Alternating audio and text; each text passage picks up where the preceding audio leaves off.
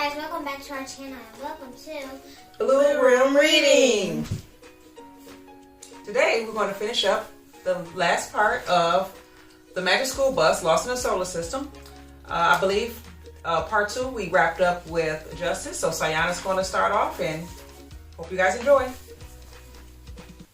Is Pluto a real planet? By Wanda. People used to call Pluto a planet. Then scientists saw a lot of small bodies out beyond Pluto. They are called Kuiper Belt objects.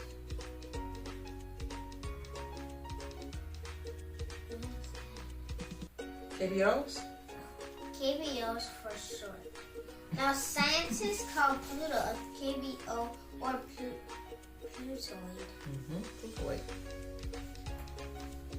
We were going so fast, we almost missed seeing Pluto and its moons. Sharon is the biggest one, and Hydra and Nix are smaller. We were so far away from the sun that it didn't look big anymore. It just looked like a very, very bright star. I don't see anything but stars. Another star may have life on one of its planets. We'll have to wait and see. I hope Miss Frizzle is waiting too. You will meet a small dark Plutoid. Janet flipped rapidly through Miss Frizzle's book. Suddenly she found something new, the instructions for the autopilot. We punched an asteroid belt on the control panel. Slowly the bus turned around. It was working. We were going back. Janet really saved the day. I told you she's a good kid.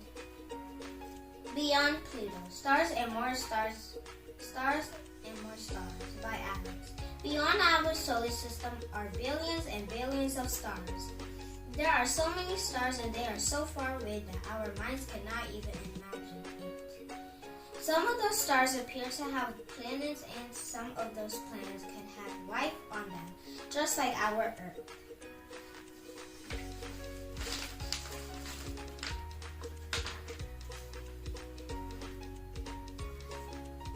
When we reached the asteroid belt, there was Miss Frizzle. Hey, that asteroid is dressed funny. That's not an asteroid, it's Miss Frizzle. Boy, am I glad to see her. Me too. Show them Miss Frizzle.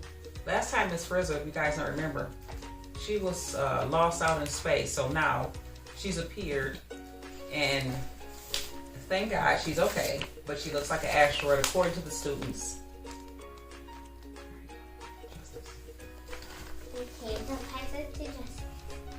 Thank you. With Frizzle back at the wheel, the bus headed straight for Earth. We re-entered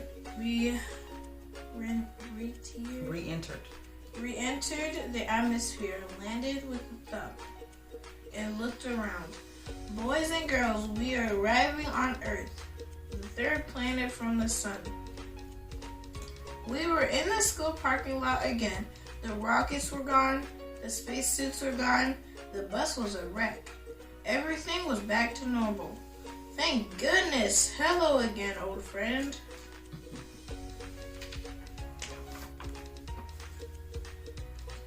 In the classroom, we made a terrific chart of the planets and a mobile of the solar system.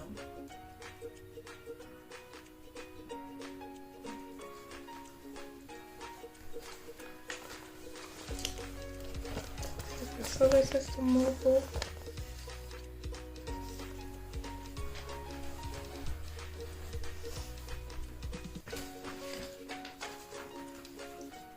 At last, it was time to go home.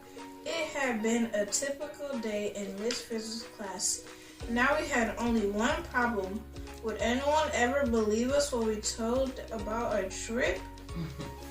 Now we're gonna pass it over. All right.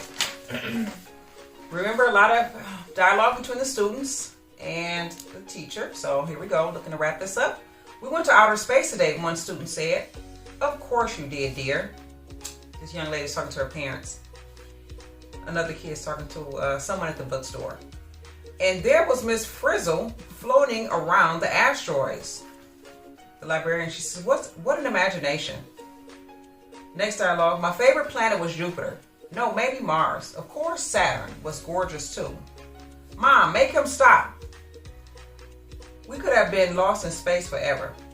Eat your salad, honey. See, nobody believes that they were out in space on a wonderful journey with Miss Frizzle.